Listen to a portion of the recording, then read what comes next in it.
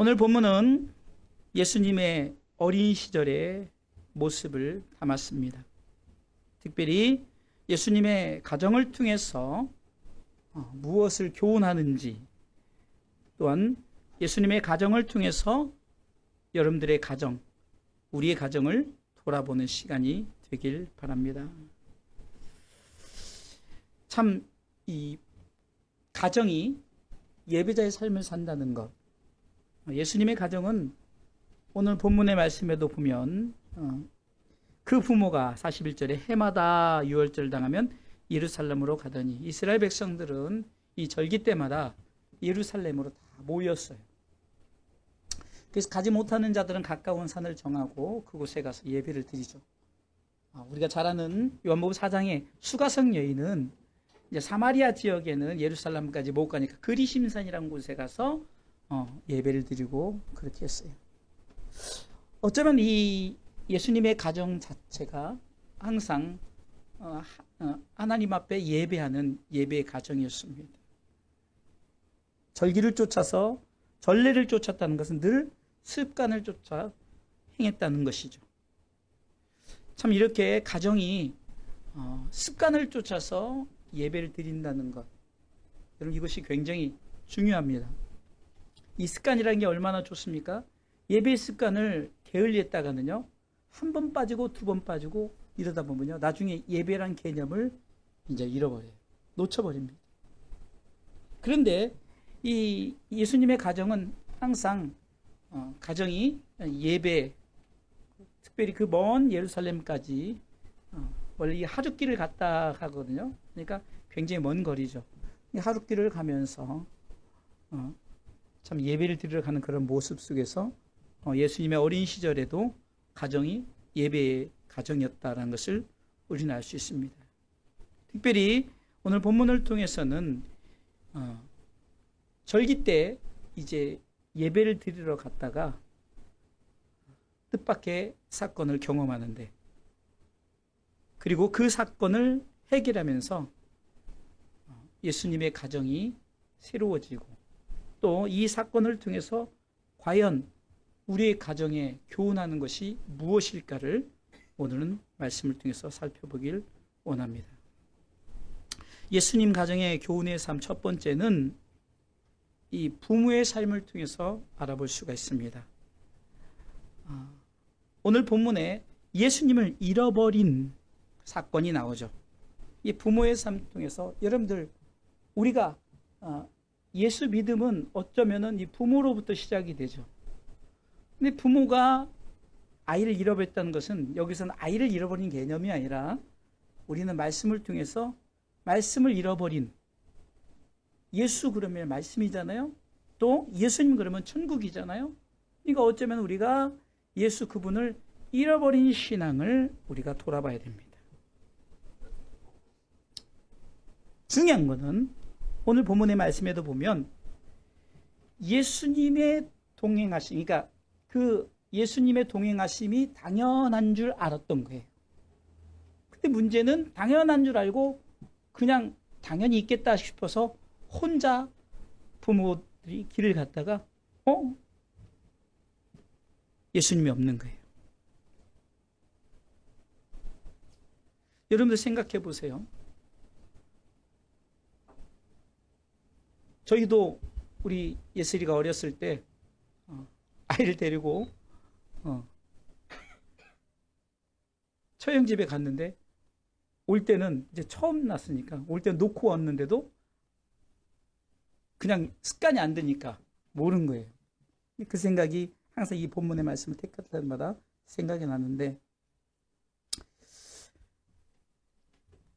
부모의 삶을 통해서 예수님 잃어버린 사건을 경험하죠. 자, 그러면 과연 우리는 예수님이 항상 우리 곁에 있는가를 점검해 봐야 됩니다.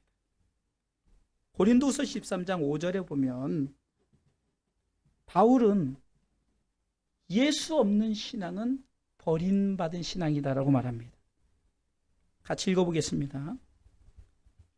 읽습니다. 너희가 믿음에 있는가? 너희 자신을 시험하고 너희 자신을 확증하라.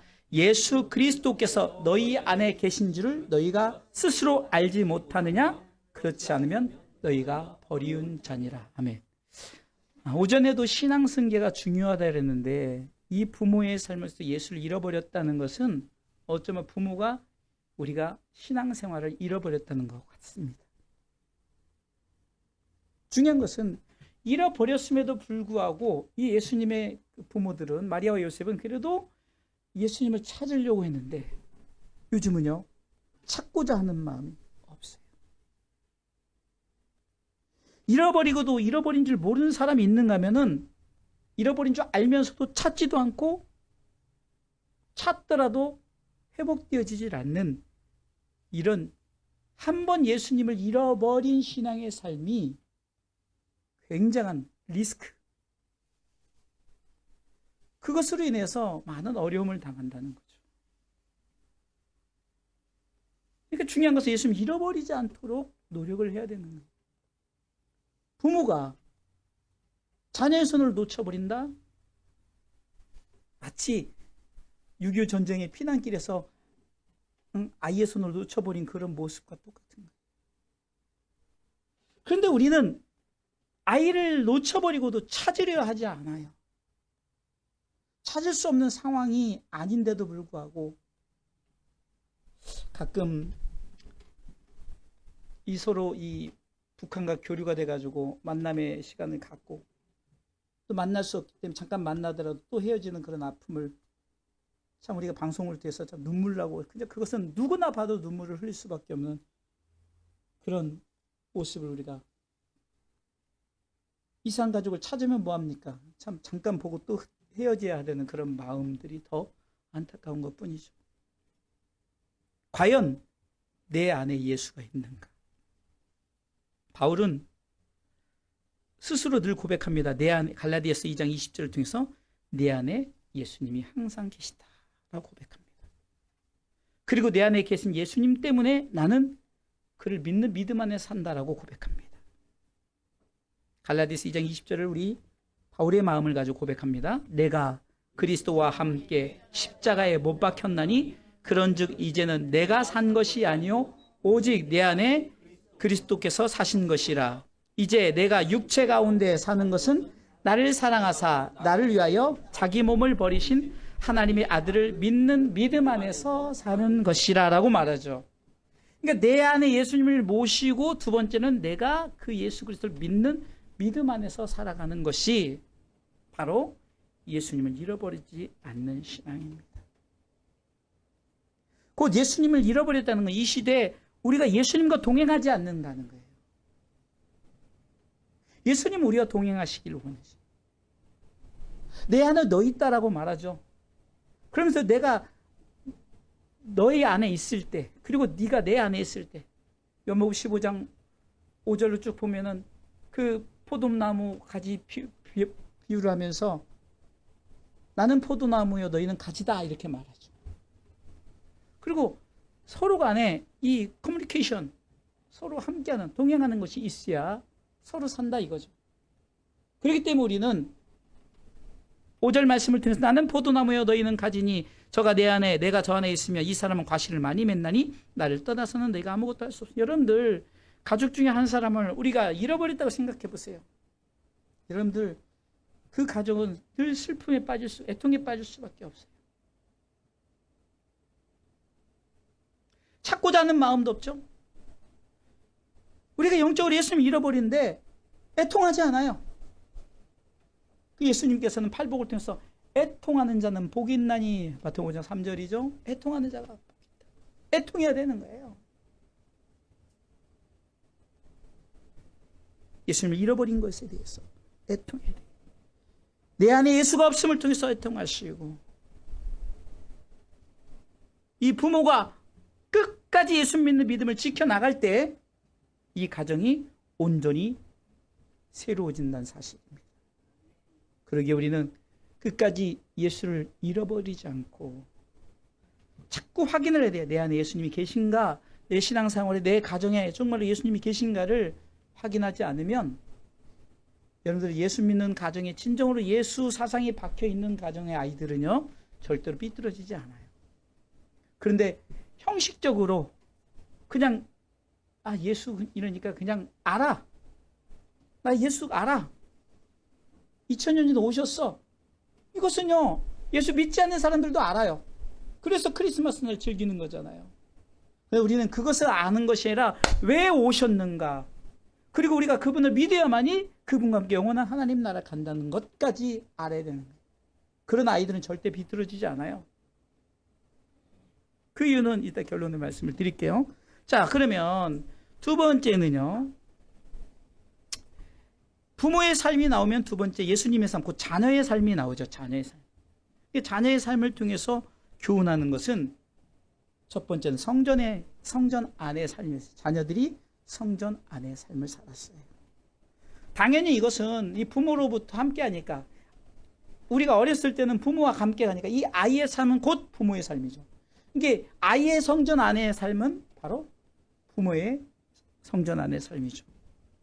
예수님을 잃어버리고 예수님을 찾아다닐 때는, 자, 하룻길을 갔는데 찾으러 갈 때는 사흘길을 찾았어요. 왜? 사흘 동안은 여기저기 물으면서 찾아다닌 거예요. 원래 목적지인 예루살렘으로 간 게 아니라 자기가 예수님을 찾아야 되니까 이곳저곳에 물어보고 이러니까 사흘길을 걸린 거예요. 얼마나 고생했습니까? 그런데 예수님이 어디 있었어요? 성전에 있었어요. 누가복음 2장 46절 같이 읽습니다. 사흘 후에 성전에서 만난즉 그가 선생들 중에 앉으사 저에게 듣기도 하시며 묻기도 하시니. 48절 읽습니다. 48절 그 부모가 보고 놀라며 그 모치는 가로되 아이야 어찌하여 우리에게 이렇게 하였느냐, 보라 네 아버지와 내가 근심하여 너를 찾았노라. 49절에 예수께서 가라사대 어찌하여 나를 찾으셨나이까, 내가 내 아버지 집에 있어야 될 줄을 알지 못하셨나이까시니. 여러분들, 가끔 우리 권 집사님 자녀들이 가끔 교회를 와요. 물어봐요. 왜 왔니? 뭐 가끔 전철 거꾸로 타서 온 것도 있지만, 집을 나왔는데 갈 데가 없어서 교회를 왔대요. 다행인 거 아니에요? 저는 정말 다행인 거 아니죠? 갈 데가 없는 게 다행인 거예요, 사실은. 그리고 갈 데가 없는데 다행히 생각나는 게 교회라 교회를 왔어요. 교회 오면은 우리가 반겨주죠? 또 예수님이 반겨주죠? 그래서 가끔 전철을 거꾸로 타든 뭐 집을 나오든 와라. 오면은 애들이 또 오면요 뭐 사준다도 먹지도 않아요. 어제도 우리 유진이가 있어서 유진아 짜장면 먹으라 했더니 어제 짜장면 먹었는데요.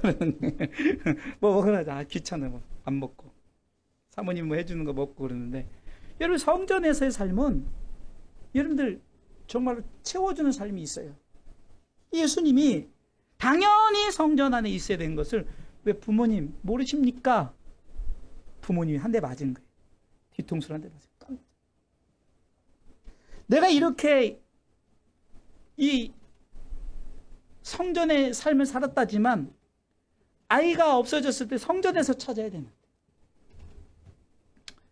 이러니까 또 옛날에 한 학생이, 지금 이제 장성한 청년이 되었지만, 한 학생이 학교를 며칠 안 가는 거예요. 그게 부모님이 어디로 오느냐? 당연히 교회에 있겠다 싶어서 교회 왔더니 당연히 교회에 있었더라. 아이들이 다행히 다른 데를 안 세고 교회로 와요.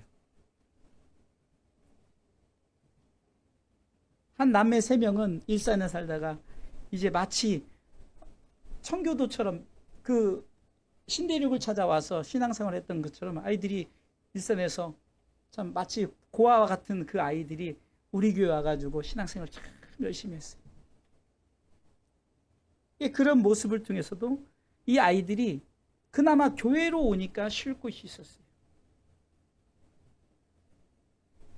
안타깝게도 참 교회를 떠난 후에 신앙생활을 참 안 한다는 소식을 들었다가 얼마 전에 그래도 뭉쳐서 한 교회를 다닌다 해서 참 그래도 안심이다 했지만, 참 개인적으로 억울한 거예요. 이렇게 투자해서 열심히 신앙생활 했는데 우리 교회 안 나오는 건 상관없어요. 근데 아예 신앙생활 안 하면은 우리가 막 그렇게 먹이고 막 심지어 용돈도 주고 막 우리 교회가 그랬어요. 우리 권사님들이 그때 다 아이들을 그래서 심지어는 한 권사님은 목사님은 애들한테만 관심만 있고 우리한테는 관심만 없다 해서 철없는 소리를 해서 막 속이 좀 애들 뭐 사주면서 말을 하면은 아무 말도 안 하겠어. 우리는 돈 들어가 마음 들어가 뭐 들어가 다 사는데 왜 그렇게 하겠냐고요.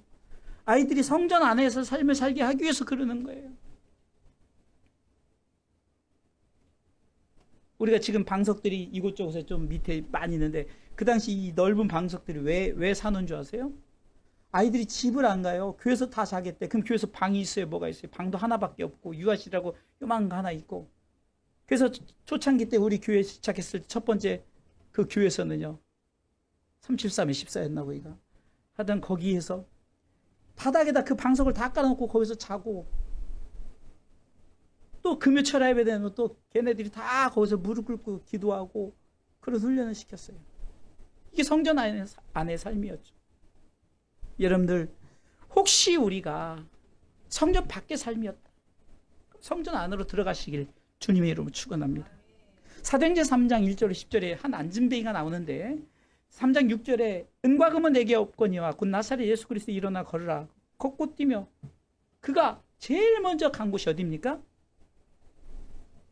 9절에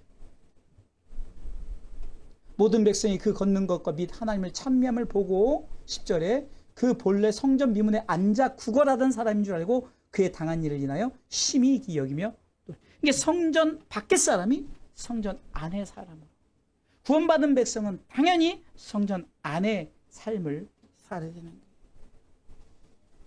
예수님께서 그렇게 내가 당연히 성전에 있어야 됨을 알지 못하셨나이까?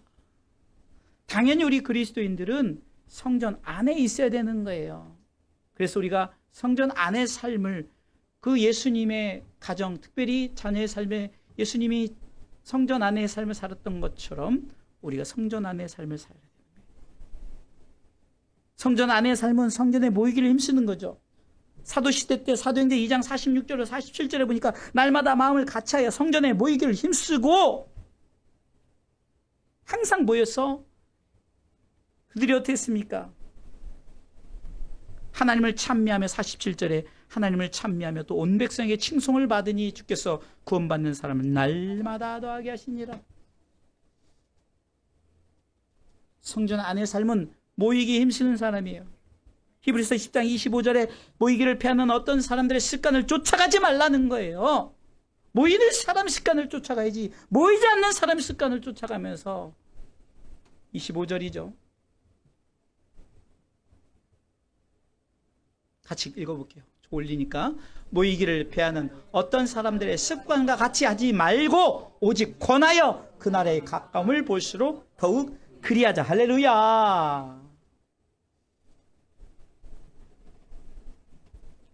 이 순례자들은 시편 122편 1절로 4절에 보면 이 성전으로 올라가면서 순례자의 노래를 불렀어요. 이게 순례자, 그러니까 성전에 자꾸 올라가. 오늘 예수님도 전례를 쫓아서 성전에 올라가잖아요. 그러니까 많은 순례자들이 성전으로 올라가는 시편 122편 1절부터 같이 읽습니다. 사람이 내게 말하기를 여호와의 집에 올라가자 할 때 내가 기뻐하였도다. 여호와의 집에 올라가자 할 때 내가 기뻐하였도다.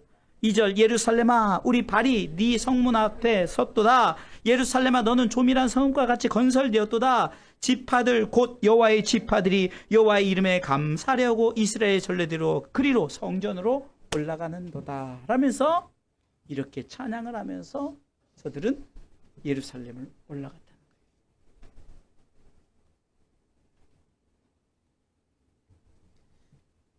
우리 신앙인들이 이 순례자의 찬양을 해야 돼요. 이 순례자의 노래죠.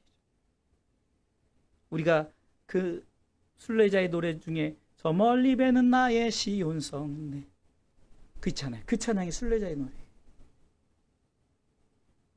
아버지 집을 향해서 우리가 기뻐하면서 찬송하면서 감사하면서 우리가 올라가는 이런 성전 안의 삶을 살아가시길 주님의 이름으로 축원합니다. 두 번째, 예수님의 이 자녀의 삶을 통해서 두 번째 교훈하는 것은 순종의 삶이에요. 이게 부모의 삶은, 불모의 삶을 통해서 이 마리아와 요셉을 통해서 우리에게 교훈하는 것은 예수님을 잃어버리지 말자라는 거죠. 자녀의 삶, 큰 두 번째 자녀의 삶을 통해서는 첫 번째는 성전 안의 삶이고 두 번째는 순종의 삶이에요. 성경에 보니까 우리가 계속해서 이 자녀들에게 요구하는 게 순종이죠. 육의 부모님에게 순종하신 예수님의 모습을 볼 수 있어요. 오늘 본문의 51절 보세요. 누가복음 2장 51절 같이 읽습니다.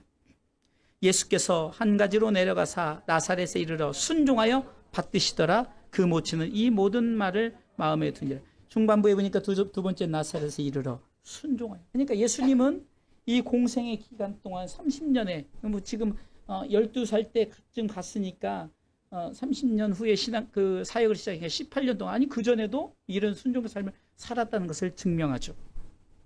그러니까 예수님은 부모에게 순종했다는 거예요. 여러분들 솔직히 말하면 예수님이 어떤 분이에요? 하나님이시죠. 마리아와 요셉은 뭐예요? 피조물이에요. 왜 예수님이 하나님이신 그분이 이렇게 순종했을까를 우리는 생각해 봐야 돼요. 예수님은 왕의 어떤 하나님, 왕이신 하나님이란 큰 권능을 가졌지만 그것을 사용하지 않았어요. 육으로 왔으니 육의 모습으로 그는 부모에게 순종했잖아요. 우리는 어떤 모습이든 부모에게 순종하는, 이 육의 부모님에게 순종하는 예수님의 모습을 통해서 나가야 돼요. 지난번에도 말씀했지만 에베소 6장 1절에 자녀들아 너희 부모를 주 안에서 순종하라. 이것이 옳으니라. 바른 행동이라는 거죠. 또 골로새서 3장 20절에도 보면 자녀들아 모든 일에 부모에게 순종하라. 부모에게 순종하라. 이는 주 안에서 기쁘게 하는 것이니라 라고 육의 부모에게 순종할 것을 말씀하고 있습니다. 또한 예수님은 영의 아버지에게 순종하시는 모습을 가졌는데요. 로마서 5장 9절에 보니까 육의 아버지에게 순종했을 뿐 아니라 영의 아버지에게도 순종하사 십자가를 지신 예수님의 모습을 우리가 알고 있습니다. 읽습니다. 5장 19절입니다. 읽습니다. 한 사람의 순종치 아니함으로 많은 사람이 죄인 된 것 같이 한 사람의 순종하심으로 많은 사람이 의인이 되리라. 여기서 순종하심은 뭡니까? 십자가 진 사건이죠. 빌립보서 2장 6절로 8절에 보니까 그는 근본 하나님의 본체시나 하나님과 동등됨을 취할 것을 여기지 아니하시고, 7절부터 같이 읽습니다. 같이 읽습니다. 오히려 자기를 비어 종의 형체를 가져 사람들과 같이 되었고, 8절 사람의 모양으로 나타나셨음에 자기를 낮추시고 죽기까지 복종하셨으니 곧 십자가에 죽으심. 순종이 뭐예요? 십자가에 죽으러.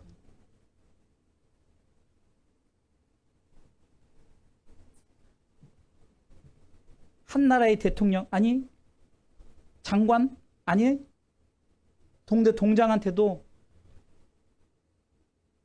지금 소외된 자들, 저들을 위해서 네가 대신 그 자리에 들어가 할 사람 있겠습니까? 하물며 하나님은, 예수님은 하나님이셨어요. 성경 분명히 말합니다. 6절에 그는 근본 하나님의 본체라는 거예요. 하나님이시라는 거예요. 그런데 하나님 아버지가 너 내려가서 십자가 쳐, 그러니까 이해하고 내려오시는 거예요. 육의 아버지에게만, 부모에게만 순종한 것이 아니라 영의 아버지에게 순종하시는 우리 예수님의 모습을 통해서 우리는 영육 간에 우리가 부모에게, 또한 더 나아가서는 우리 영적 아버지에게 순종의 삶을, 결국 이 순종의 삶을 통해서 이루어진 것은 하나님의 뜻이죠. 선지자 이사야는 53장 7절로 쭉 보면요,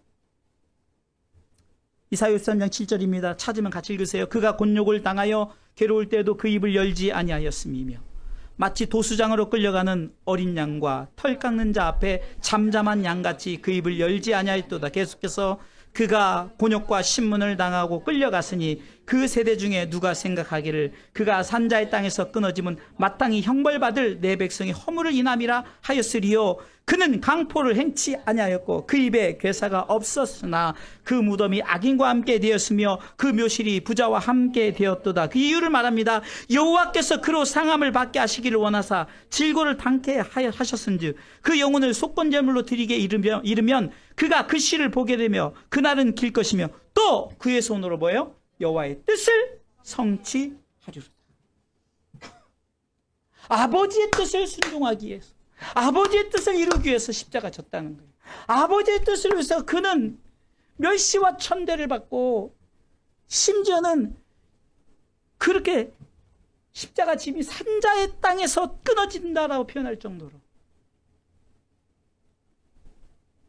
채찍을 맞을 때도 여러분 일반 가죽 채찍이 아니잖아요. 그 맨 끝에 뭐죠? 그 뼈, 동물의 뼈를 달아가지고 한번 하고 당길 때마다 살이 팍 튀어나오는 그런 채찍질이에요. 마치 고기 잡을 때 그 낚싯줄을 하는 것처럼요. 그런 채찍질을 당하는 거예요. 왜? 순종하니라고. 하나님 아버지의 뜻에 순종하니라고요. 성경은 그 유명한 말씀이 있죠. 사무엘상 15장 22절에 순종이 제사보다 낫다라고 말하죠. 사울왕의 이 순종하지 못함, 자기가 스스로 그 제사를 드리는 그런 모습 속에서 네가 지금 그 제사를 드리는 게 중요한 게 아니라 순종하지 않음이. 읽어보겠습니다. 사무엘이 가로되 여호와께서 번제와 다른 제사를 그 목소리 순종하는 것을 좋아하심같이 좋아하시겠나이까. 순종이 제사보다 낫고 듣는 것이 수양의 기름보다 나으니. 여러분 여기서 왜 순종이 제사보다 낫고 이렇게 했을까요? 우리가 이 성경의 앞뒤 내용을 알아야 되는 거예요. 이 번제는, 다시 말해서 이 제사는 누구만이 드릴 수 있어요? 이 제사장만, 선지자만이 드릴 수 있는 거예요. 근데 왕은 그 역할을 하면 안 되거든요. 그러니까 전쟁에 나감에 있어서 제사를 드려야 되는데 이 사무엘이 더디우니까 내가 왕이 더디해버린. 근데 하나님이 그런 거예요. 야, 그 예배가 바르지 못하다고 말하는 거예요. 그러면서 뭐냐? 순종하는 게 덧다는 거예요. 순종. 사실 예배를 드렸던 것에 대한 문제를 삼는 것은 아니에요. 내용 전체의 내용을 보면은 그는 교만함을 가졌고요. 내가 해야겠다는, 그리고 어떤 하나님에 대한 선지자에 대한 기다림이 없었고 그냥 나 자신이 이 문제를 해결하려고 했던 그런 기다리지 못한 행동들, 그런 여러 가지 행동들로 인해서 드려진 예배였어요. 이게 늘 선언하는 하나님이 영이신 예배한 자가 신령과 진정으로 예배할지니라는 이 공식이 성립되지 않은 거예요. 뭔가 내가 전쟁에서 이기기 위한, 뭔가 내 욕심을 위한, 내 왕권을 위한 그런 사울의 제사를 하나님이 받지 않으신 거예요. 그럼 선지자를 통해서 야단을 치는 게 뭡니까? 순종이 제사보다 낫다라고 말하는 것은 예배가 하나님께 신령과 진정으로 드려지는 예배가 아니고 네 욕심의 개인의 예배였기에. 마찬가지입니다. 우리가 예배를 드리면서 내가 정말로 나를 기뻐하고 나의 어떤 스트레스를 해소하고 내 환경의 어떤 이것의 목적을 채우는 그런 예배는 제사가 순종보다 낫지 않다는 거예요. 차라리 말씀에 순종하여서 비록 부족하고 연약하여도 순종하는 것이 낫다라고 말하면서 중요한 건 23절입니다. 그 이유는 사무엘상 15장 23절에 읽습니다. 이는 거역하는 것은 사슬의 죄와 같고 완고한 것은 사신 우상에게 절하는 죄와 같음이라. 왕이 여호와의 말씀을 버렸으므로 여호와께서도 왕을 버려 왕이 되지 못하게 하셨다. 여러분 이것이 뭡니까? 네가 지금 여호와를 버렸다는 거예요. 순종하지 않았다는 거예요. 그것을 뭐라고 말합니까? 여호와의 말씀을 버렸다고 말하는 거예요. 사랑하는 성도 여러분, 예수님의 가정을 통해서 교훈하는 것은, 부모를 통해서 교훈하는, 예수님을 잃어버리지 말자, 자녀를 통해서 교훈하는 성전 안의 삶과 순종의 삶을 말씀했습니다. 자, 그리할 때 결론입니다. 이렇게 할 때 52절 말씀 읽어보겠습니다. 같이 읽습니다. 누가복음 2장 52절 같이 읽습니다. 예수는 그 지혜와 그 키가 자라가며 하나님과 사람에게 더 사랑스러워 가시더라. 신앙의 업그레이드가 됩니다. 여러분, 우리가 이 가정에서 자녀들이, 저는 다른 것 기도하는 것이 아니라 항상 우리 성도들의 자녀들이 또 손주들이 잘해야 되는 거예요. 육도 잘해야 되고 영도 잘해야 돼요. 가끔요, 참 방송을 통해서 안타까운 그 어린 자녀들의 모습. 근데 어떤 병이 있어서 나이가 막 먹었는데도 어린아이 같은, 얼굴 자체가 어린아이 같은 그런 병들이 있어요. 잘하지를 못해요. 저는 이 표현을 할 때 자꾸 우리 처남 얘기를 하는데, 우리 처남 그 아들이 벌써 이제 다 커서 이제 군대도 갔다 오고 그러는데, 걔가 이제 돌이 돼도 걷지를 못하니까 막 괜히 처남이 불안한 거예요. 다 걷는데 자기만 못 걷는다. 자기 애만 못 걷는다. 그래서 야, 때가 되면 다 걸어. 다 걸어. 걱정하지 마. 며칠 안 지나니까 애가 날아다니죠. 막. 여러분들 잘해야 되는 거예요. 잘하지 않으면 속이 상한 거예요. 부모는. 하나님 입장에서도 마찬가지예요. 잘해야 되는 거예요. 여러분들 신앙에 어떤 예수님을 찾아 회복하는 것에도 자라나야 돼요. 성전 안의 삶도 자라야 되고 순종의 삶도 자라나야 돼요. 두 번째는 사랑받아야 돼요. 여러분들 자녀가 많은 사람들의 사랑받는 존재가 되는 거예요. 미움의 존재가 돼서 안 돼요. 진노의 존재가 돼서 안 돼요. 예수님은 그 지혜와 그 키가 자랄 뿐만이 아니라 하나님과 사람에게, 하나님에게도 사람에게도 더 사랑스러워 사랑받으면서 자라났다는 거예요. 지금 우리 아이들이 지금 안에서 따로 예배를 드린 이 아이들, 가정의 달을 맞이해서 여러분들 이 자녀들에 대한 책임을 져야 되는 거예요. 우리 주사랑 성도들은 다 이 아이들이 여러분들의 자녀예요. 영적 자녀예요. 책임을 져야 되는 거예요. 노블레스 오블리제, 좀 어려운 말이죠. 가진 자의 책임론이에요. 내가 가졌다면 책임을 져야 돼요. 대통령이 대통령의 권한을 가지면 국민에 대한 책임을 져야 되는 거예요. 내가 불을 가졌다면, 그리스도인이 불을 가졌다면 이 불을 가지고 쉰들러 리스트처럼 복음의 리스트를 작성해야 돼요. 부모가 자녀들에 대한 부모로서의 책임론을 가지시고, 이 아이들을 위해서 여러분들이 이 교훈을 통해서 회복되어질 때 신앙의 업그레이드가 되어질 뿐만 아니라 이 자녀들이 자라고 하나님과 사람들 앞에 사랑받아가는 줄 믿고 신앙의 업그레이드된 가정들 되시기를 주님의 이름으로 축원합니다. 예수님이 우리 가운데 본을 보이시고 예수님이 이 본을 보이신 가정을 통해서 우리에게 요구하시는 교훈이 뭡니까? 바로 우리는 신앙생활 가운데 점점 성숙해야 되는 거예요. 자라나가는 신앙.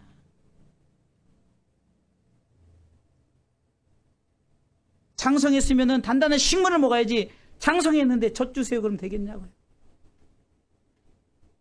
우리는 이 가정들이, 우리 부모들이 다시금 회복되어지며 세워짐으로 자녀들이 점점 더 잘되며 자녀들이 더욱더 이 성숙되어져 간다는 사실을 기억하면서 여러분들이 자녀들을 향한 이 믿음의 씨를 뿌리시고 열정의 씨를 뿌리셔서 회복되는 은혜가 있기를 주님의 이름으로 축원합니다. 이러한 가정 되시길 다시 한번 주님의 이름으로 축원합니다.